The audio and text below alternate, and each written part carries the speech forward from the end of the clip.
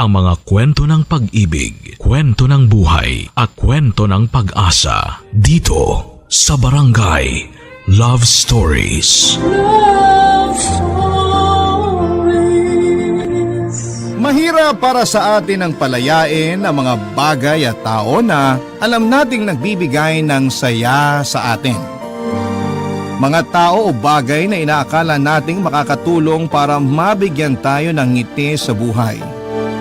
Ikaw kabarangay, kaya mo bang magpalaya ng isang tao o bagay na nakasanayan mo nang nagbibigay sa iyo ng saya?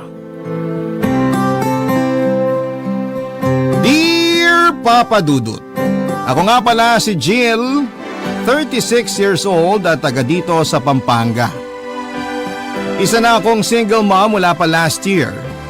Iniwan ako ng aking live-in partner na si Richard.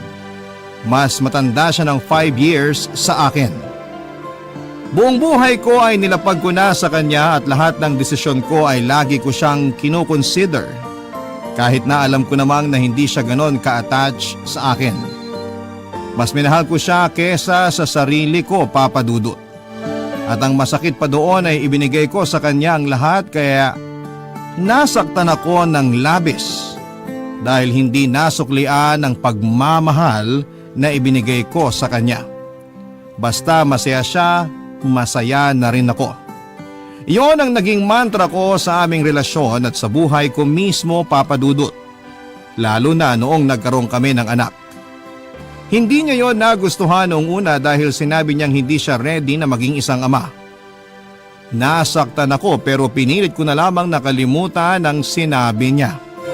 Inisip ko na baka nga nabigla lang siya dahil akala niya ay safe kaming pareho.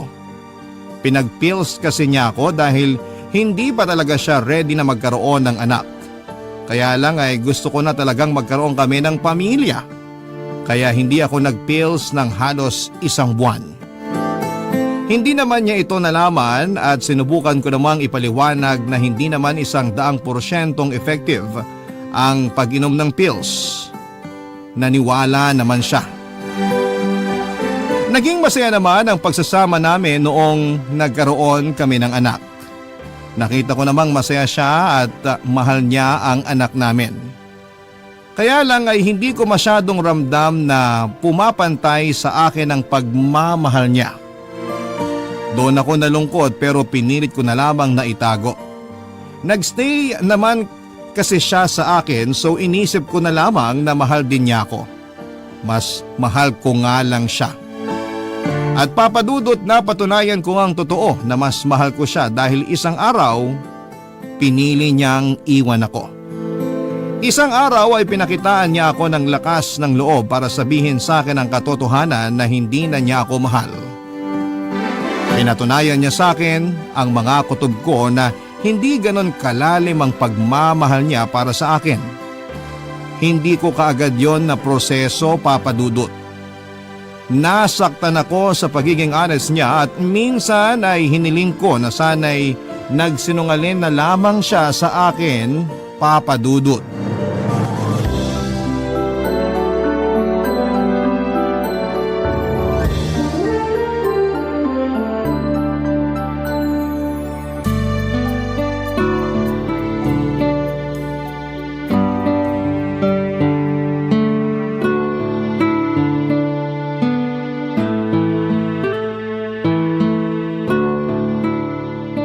Tulog na ba ang anak natin? Oo, kakatulog lang. Kanina ka pa niya hinihintay. Sorry, may kinailangan lang kasi akong gawin. Hindi mo man lang sinagot yung tawag ko? Nakailang tawag kami ng anak mo kanina kasi gusto ko raw niyang makita at makausap man lang bago matulog. Sorry, Puro sorry na lang. Kailan ka ba babawi sa amin ng anak mo? hindi naman ako nagkulang sa anak natin. Pero sa akin, May kailangan tayong pag-usapan. dapat nga siguro mag-usap na tayo. Marami na kasi akong napapansin sa'yo eh. Mabuti naman at willing ka makipag-usap sa akin ngayon. Jill, ayoko na.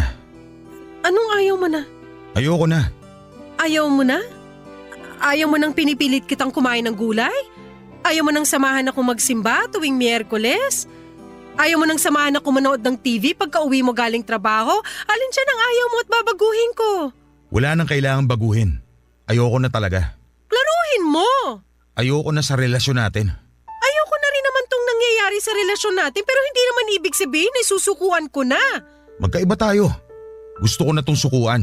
Hindi ka pwedeng sumuko dahil may anak tayo. At hindi ko siya pababayaan. Yan ang mapapangako ko sa inyo. Paano ko bang hahawakan yung pangako na yan hindi mo nga natupad yung pangako mo na magsasama tayo habang buhay? Para sa anak natin, tutuparin ko ang pangako ko. At yung pangako mo sa nanay ng anak mo? Jill, huwag ka naman ganyan. Ikaw pa tong ang lakas ng loob na iwan ako samantalang ako lang naman tong nag-e-effort sa relasyon natin. Ayun na nga eh. Ikaw na lang nag-e-effort. Hindi mo ba makitang unfair yon? Unfair talaga sa part ko. Tapos ikaw pa tong may gana mang iwan? Nagpapakatotoo lang ako. Hindi na kita mahal. Hindi na ako masaya. At sa tingin mo ako masaya? Kaya nga palayain na natin ang isa't isa para maging masaya na tayo. Alam mong kayo ng anak natin ang nagpapasaya sa akin. Huwag mo namang basta bawiin yun. Ang tagal na nating magkarelasyon ni hindi nga ako nag-demand sa'yo ng kasal kasi alam kong ayaw mo. Nakailang sumbat ka na sa kasal sa akin. Kasi ang tagal ko nang hinihingi pero hindi mo magawang ibigay. Kasi hindi ako ready. O talagang hindi lang ako yung gusto mo makasama habang buhay. Sa akin ka hindi ready, di ba? Hindi madaling aminin pero totoo. Hindi ikaw ang gusto kong makasama habang buhay. Ay, Richard! Ramdam ko naman yan una pa lang. Hindi lang ako nagsalita. Kasi akala ko magagawa ng paraan ng oras yung nararamdaman mo para sa akin. Umasa ako na mamahalin mo rin ako tulad ng pagmamahal ko sa'yo. Ni minsan di mo sinubukang pumantay sa nararamdaman ko. Napakatamad mong magmahal. Yun na nga ang problema. Lagi mo hinihiling na pantayan kong pagmamahal mo sa akin. Isa hindi ko nga magawa. O ayaw mo nang gawin talaga. Siguro nga, oo. Tatanggapin mo na lang? Wala man lang pagbabago para sa anak mo? Hindi ako nagkulang sa anak natin. Kaya alam kong wala akong dapat gawing pagbabago. Ang makasarili mo! Hindi ba mas makasarili ka kasi ayaw mo akong palayain kahit alam mong ayoko na? Para to sa anak natin! Bakit ba mas ramdam kong ginagawa mo to para sa sarili mo? Hindi ako nakasagot dahil alam kong yon ang katotohanan. Totoo ang sinabi ni Richard na kaya ko siyang gustong magstay ay para sa akin at hindi para sa anak namin. May parte sa puso ko na ginagawa ko ang pagmamakaawa kay Richard para sa anak namin. Pero mas malaking parte noon ay ginagawa ko para sa sarili ko. Buong gabi ay nakiusap ako kay Richard na huwag na akong iwanan. Nilatag ko ang iba pang mga kadahilanan para magstay siya pero lahat ng yon ay tinabla niya. Desperada na ako para hindi siya umalis sa buhay ko, Papa Dudut. Nagwala ako, sinaktan ko siya ng pisikal at nagpaulit-ulit ang pagmamakaawa ko sa kanya. Alam kong napalala noon ang kagustuhan niyang umalis na. Pero hindi ko napigilan ang sarili kong ipakita ang totoong emosyon ko. Ang tagal kong tinago lahat ng sakit tapos sa huli ay iiwanan niya lamang ako. Natapakan ang emosyon ko at lumaban ang katawan ko. Hindi naman inilagan ni Richard ang mga pananakit ko sa kanya at sa mga masasakit na salita ko. Inubos ko talaga ang lahat ng nasa puso ko baka sakaling makatulong sa pag-move on ko. Kung hindi lang nagising ang anak namin, hindi sana ako titigil sa pananakit kay Richard. Kinuha namang pagkakataon yon ni Richard para umalis na. Wala siyang kinuhang mga damit. Pagbalik ko sa sala, hindi ko na siya nadatnan doon at nanlumo ako. Hindi pa ako tapos magmakaawa at hindi pa ako tapos sabihin lahat ng sama ng loob ko sa kanya. Wala tuloy akong nagawa kundi ang umiyak na lamang mag-isa. Hindi nalaman ng anak namin ang nangyari at hindi ko rin alam kung paano noon ipapaliwanag sa anak namin na iniwan na kami ng ama niya. Naiwan ako mag-isa sa pangangalaga ng anak namin, Papa Dudut. Kahit tinupad naman ni Richard ang pangako niyang sustento sa aming mag-ina, ay hindi pa rin yon naging sapat at gusto ko pa rin ng buong pamilya, Papa Dudut. At pinangako ko sa sarili kong hindi ako titigil hanggat hindi ko napababalik sa buhay ko si Richard. Desidido akong bumawi siya sa kahit na anong paraan. Nakayanan kong tiisin ang kakarampot na pagmamahal niya dati. Alam kong makakayanan ko pa rin yon sa mga susunod, Papa Dudut.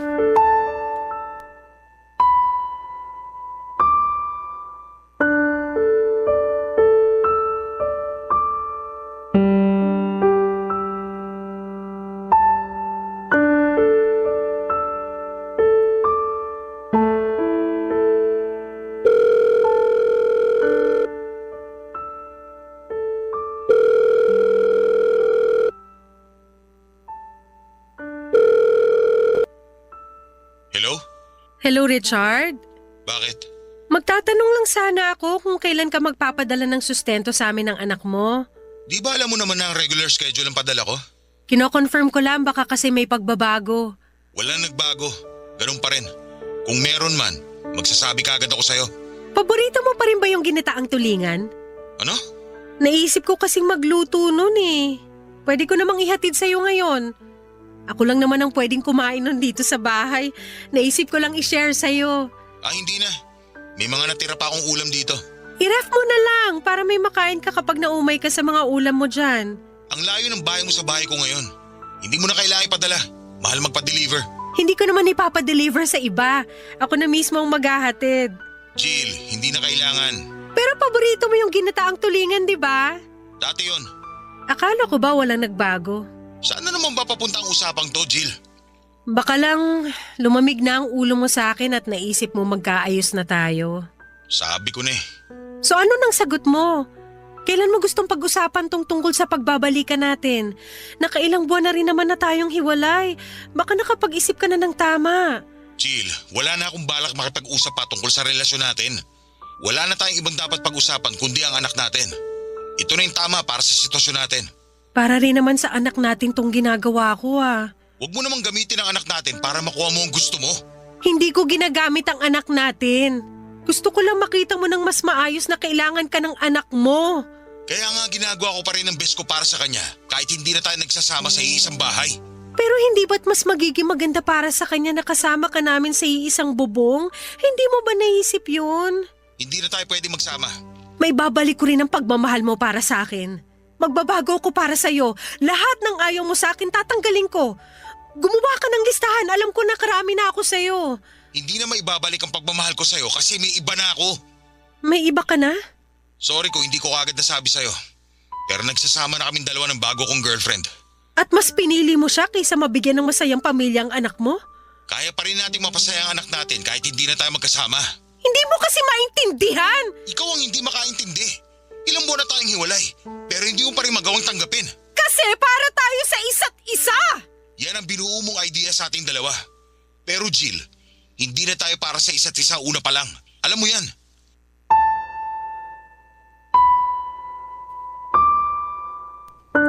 Lagi na lamang kay Richard ang huling salita, Papa Dudut. Hindi na naman ako nanalo dahil alam kong tama naman siya. Alam kong hindi kami para sa isa't isa pero pinipilit ko dahil siya na yung buhay ko. Mali nga na gawing mong mundo ang isang tao pero sa ganitong paraan ako naging masaya.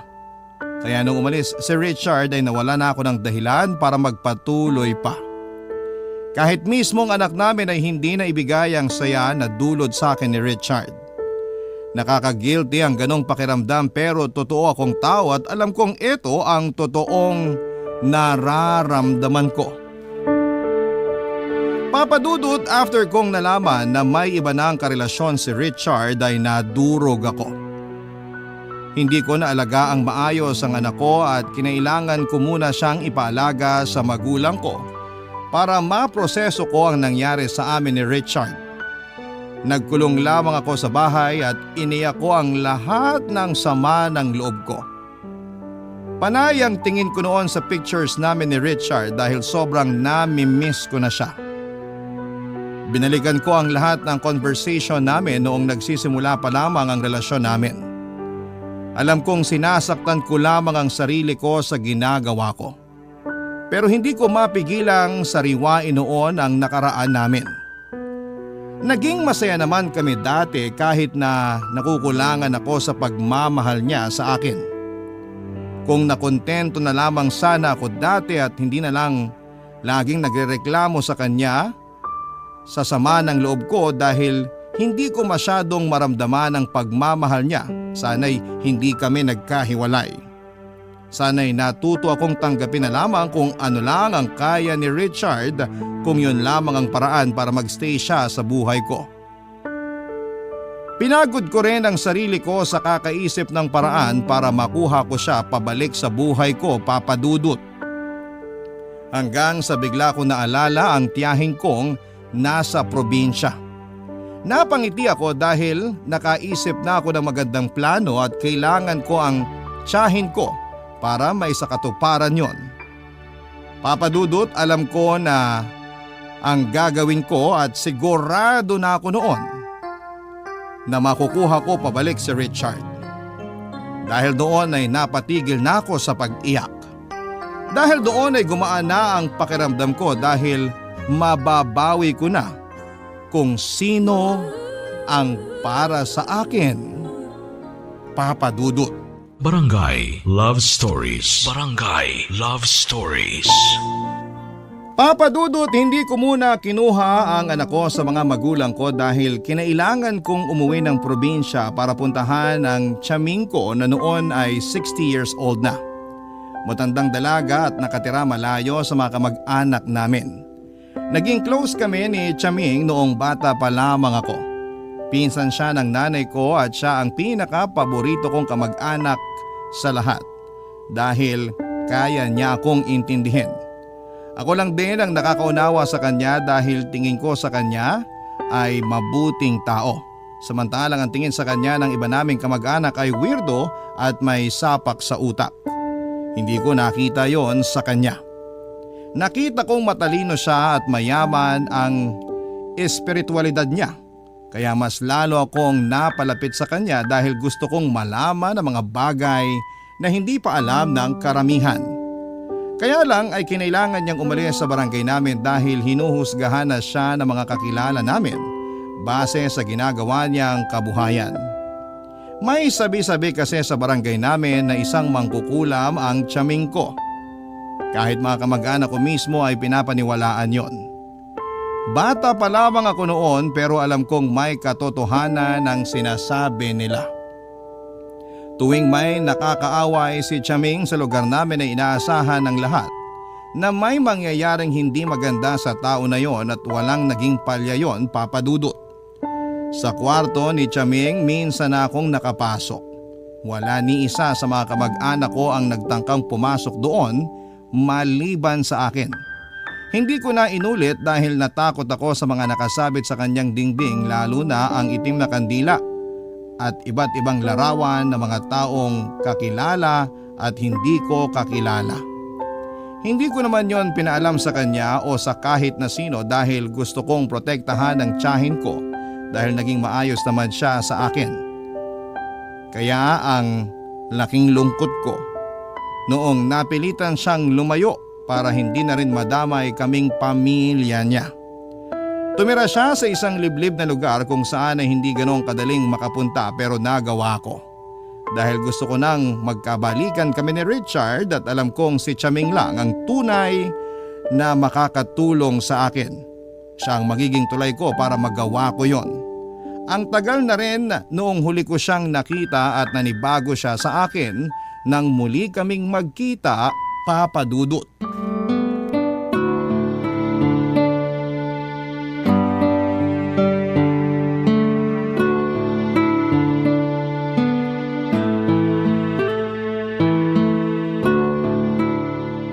Oh, Jill, hindi kita halos nakilala ah. Marami talaga nagagawa ang oras sa tao, Tiyaming. Sa akin ba anong nagawa ng oras sa itsura ko, ha? Parang umatras ang oras sa inyo. Bumabata kayo tignan ah. Eh, hindi ba halatang may 20% na discount na ako sa mga kainan? Naku, mukha lang kayong may discount sa jeep. Ano yon, senior citizen discount? Student discount! Ay naku, ang batang ito. Lumaking bolera. Nagsasabi lang ako ng totoo. Nagsasabi ka lang ng ganyan kasi mukhang may kailangan ka sa akin, ano? Paano nyo alam? Iba talaga ang powers mo. Hindi na kailangan ng espesyal na kapangyarihan para malaman kung may kailangan sa akin ng isang tao. Una, binola mo ako. Pangalawa, dinayo mo ako. Hala? Una, nagsasabi lang ako ng totoo. Pangalawa, naalala ko lang kayo kaya bigla ko kayong dinalaw. Matanda na ako pero hindi ako uto-uto. Halos 2 dekada kang hindi nagparamdam sa akin Tapos bigla kang susulpot. Sabihin mo na lang ang totoo. Hindi naman sasama ang loob ko May kailangan nga po ako. Uy, ano ba yun? Magpapatulong lang sana ako. Kung uutang ka, wala akong may bibigay sa'yo, ha? Hindi pa nga ako binabayaran ng mga nagpagamot sa akin Hindi po ako uutang pero may gusto rin akong ipagawa sa inyo. Handa ako magbayad. Ano ba yun? May nangkulam ba sa'yo? May nagkagustong kapre o tikbalang? Nausog ka ba ng matandang dalaga? Gusto ko lang bawiin ang asawa ko. Sino nang gayuma sa asawa mo? Wala po. Gusto kong gawan niyo ako ng gayuma para bumalik siya sa akin. Sigurado ka ba? Siguradong sigurado. Wala akong ibang gustong mangyari ngayon kundi ang magkabalikan kami. Akin siya Akin! Nasasaktan ka lang ngayon at hindi pa sanay na hiwalay na kayo.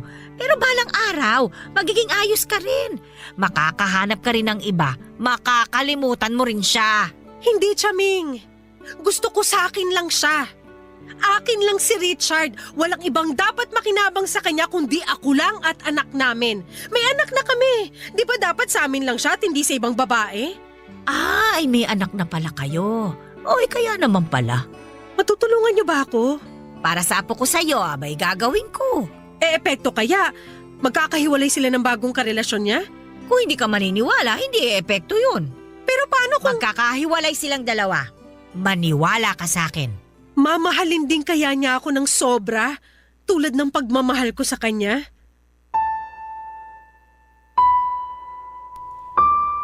Hindi nakapagsalita si Chaming sa huling tanong ko, Papa Dudut, kahit siya ay hindi naging sigurado sa pwedeng mangyari.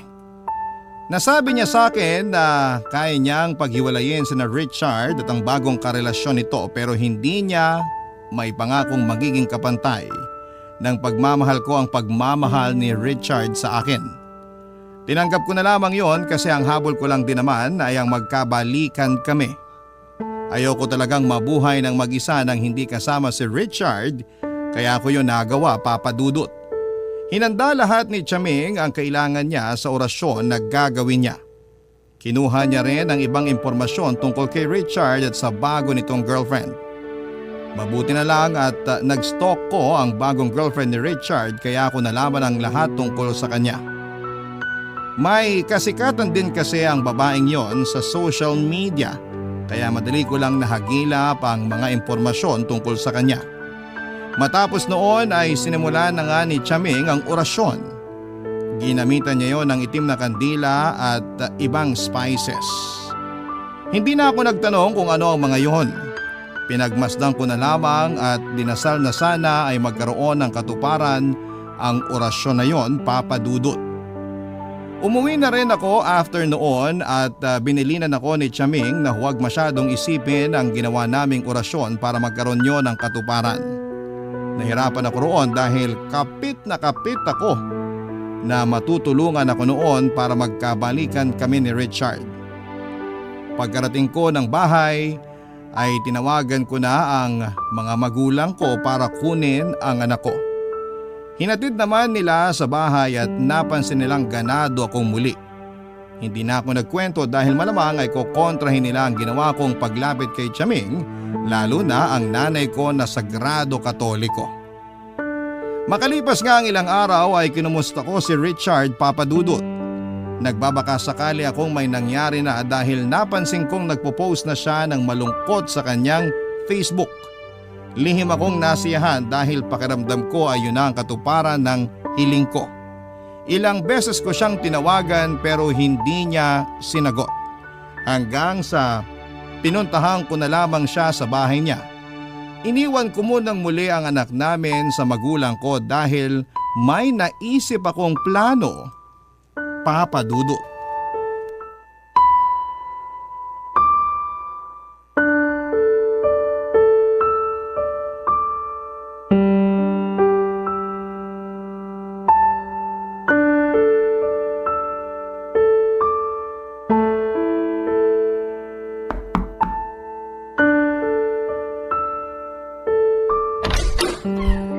Oh Jill, anong ginagawa mo rito? Kanina pa ako tumatawag sa'yo, hindi mo man lang sinagot. Pwede mo naman kasi i-text na lang kung ano man yung kailangan mo. Magre-reply naman kagad ako pag di na ako busy. Alam mo namang hirap ako mag-text, di ba? Ano ba kasi yun? Hinahanap ka kasi ng anak natin. Namimiss ka, gusto ko raw makita. Tatawag ako mamaya sa kanya.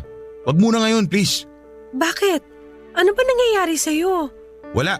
Napansin ko panay ang post mo ng malulungkot sa Facebook ah. Wala yun. May problema kayo ng girlfriend mo? Hindi ko alam. May problema nga kayo. Okay lang ba kung umalis ka na muna? Kailangan ko lang mapag-isa. Dapat nga may kasama ka ngayon para mabigyan ka ng tamang advice. Lalabas naman kami ni Arthur mamaya para mag-inuman. Ayos na ako ron. Iba pa rin kapag may kausap ka ngayon lalo't babae ako.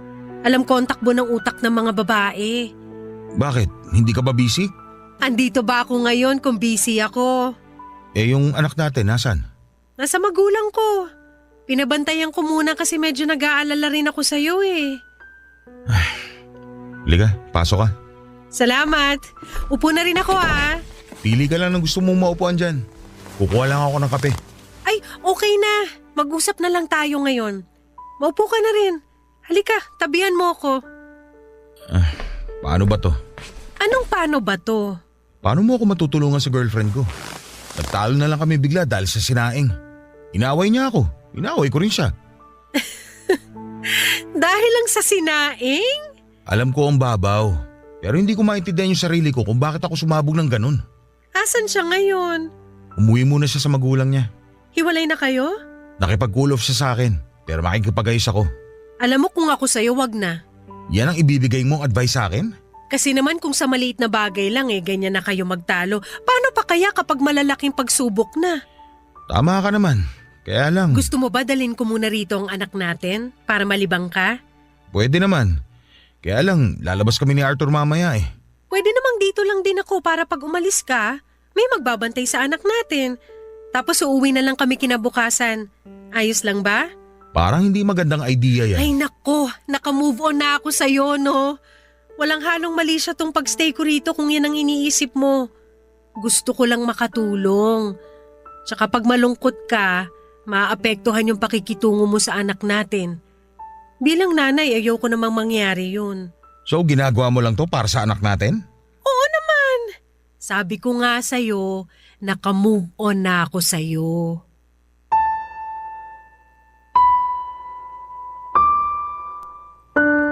Siyempre, nagsinungaling ako kay Richard para payagan niya akong mag-overnight sa bahay niya. Kailangan ko rin kasing makibalita at natuwa talaga ako sa nangyari. Kinuha ko ang anak namin at saka dinala sa bahay ni Richard. Natuwa kong makita silang masayang magkasamang mag-ama. Parang nabuo ulit kaming pamilya. Hindi na rin natuloy na umalis si Richard kasama ang kaibigan niyang si Arthur. Nag-decide na lamang siya na manood kaming pamilya ng pelikula sa bagong TV niya. Hindi ko may paliwanag ang sayang nararamdaman ko ng mga oras na yon at naging magaan din ang pakikitungo sa akin ni Richard. Kaya naman alam kong nag-work talaga ang orasyon na pinagawa ko kay Chaming. Hindi rin niya hinawakan ang cellphone niya buong magdamag na kasama niya kami. Kaya alam kong hindi sila nagkausap na dalawa ng girlfriend niya. Papadudod sa pagdaan ng mga araw, nakibalita pa rin ako kay Richard, hindi pa rin daw sila nagkakaayos ng girlfriend niya. Ramdam kong balisa si Richard at ayon kay Chaming, parte raw yon ng ginawa niyang orasyon. Hindi rin nag-attempt na lumapit si Richard sa girlfriend niya at hindi raw niya maintindihan kung bakit. Dati naman daw ay si Richard ang nagpapakumbaba sa tuwing may maliit silang away. Pero noong pagkakataong yon ay nagbago na ang lahat. Hindi na raw naramdaman ni Richard na kailangan niyang lumapit sa girlfriend niya. Naramdaman daw niya na nababalisa siya sa tuwing naiisip na kausapin ang babaeng yon. Isa na namang senyales na epektibo ang ginawa ni Chaming. Kaya naman nagpapasalamat akong muli sa tiyahin ko. Ang kailangan ko na lang hintayin ay ang pagbabalik ni Richard sa aming mag-ina. Hindi ko paramdam na nagbalik na ang pagmamahal niya sa akin, pero sabi nga ni Chaming, kailangan ko lang magtiwala sa hiwaga ng gayuma. Barangay Love Stories. Barangay Love Stories. Masaya ako na nadagdagan na rin ang atensyon ni Richard hindi lang sa anak ko kundi maging sa akin din. Kinilig ako sa tuwing kinukumusta ko ni Richard, Papa Dudut.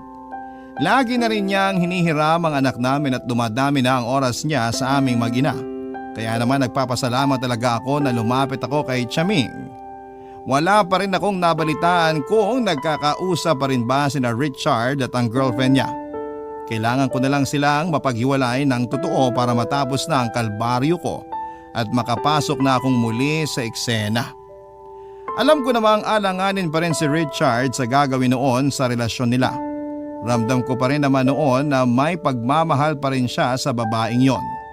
Ang maganda lang sa nangyayari noon di gumagawa ng paraan si Richard para magkaayos sila ng girlfriend niya.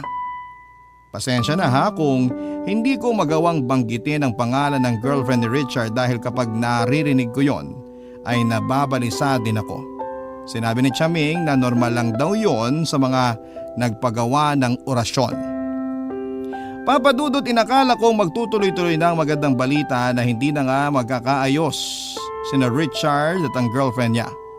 Hanggang isang araw ay napansin ko na lamang na parang biglang nagbago si Richard. Hindi na siya dumadalaw noon sa bahay namin at bihira na rin kung hiramin niya ang anak namin kahit na day off niya. Kinutuba na ako lalo na at bihira na rin niyang sagutin ang mga tawag ko. Alam kong may mali na. Tinanong ko si Richard kung nagkaayos na ba sila ng girlfriend niya at sinabi niyang oo. Nagkabalika na raw sila. Nadurog muli ang puso ko, Papa Dudut. Iniwan kong muli ang anak ko sa mga magulang ko at saka pinuntahan si Chaming para itanong kung bakit nagkabalikan pa rin silang dalawa, gayong malakas naman ang ginawang orasyon ni Chaming. Nung nakarating na ako sa bahay niya, isaktong kakaalis lang ng dalawang customer niya, Papa Dudut.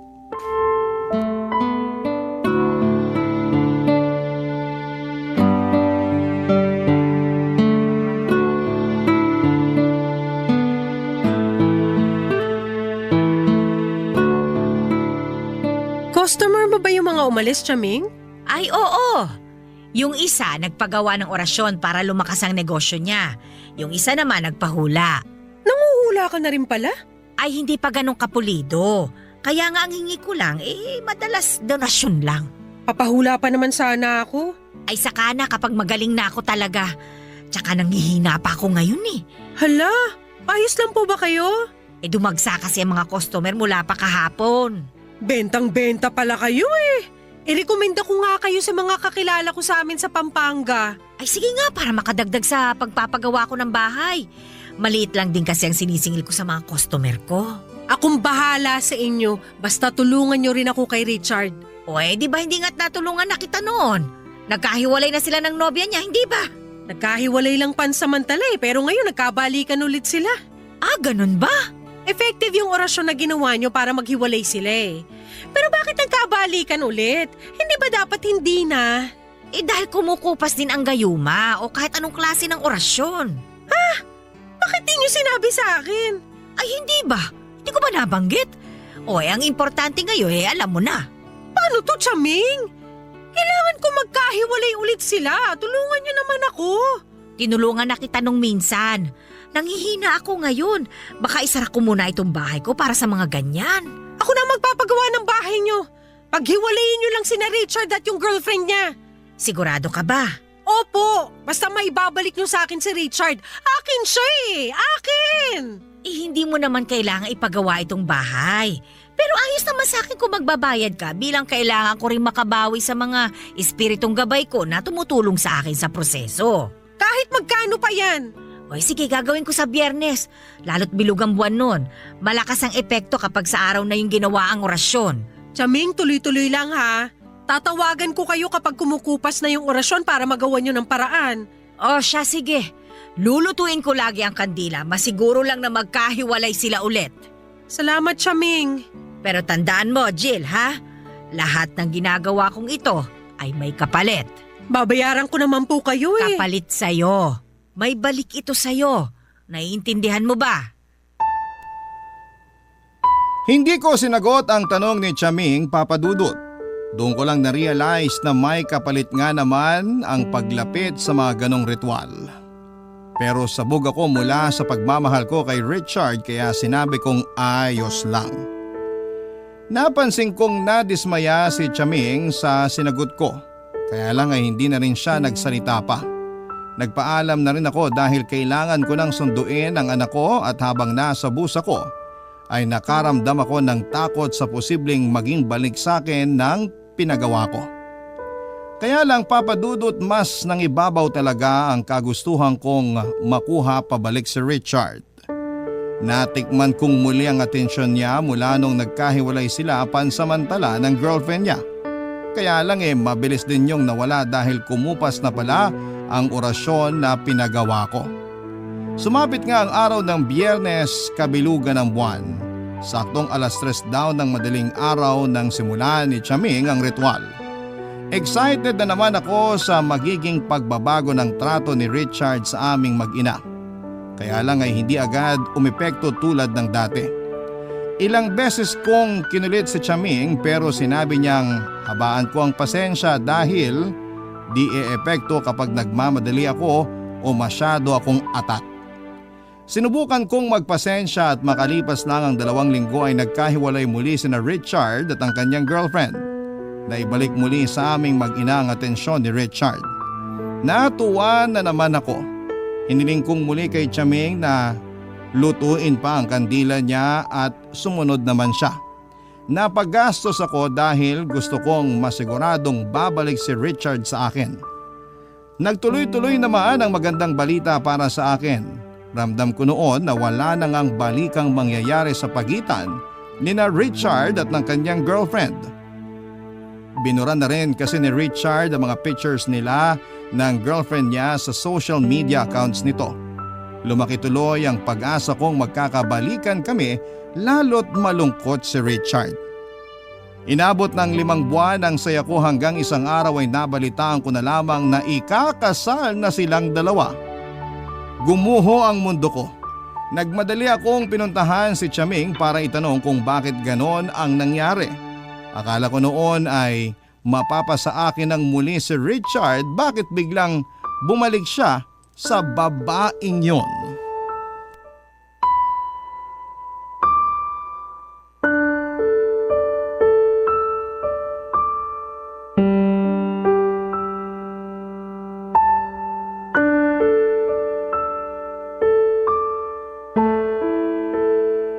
Chaming! Ikakasal na si Richard at ang girlfriend niya. Ay, ganun talaga. Paano ganun talaga? Kung hindi ukol, abay hindi bubukol. Pero di ba ginamita mo naman ng malalakas na orasyon? Ano nangyari? Ginamitan ko nga.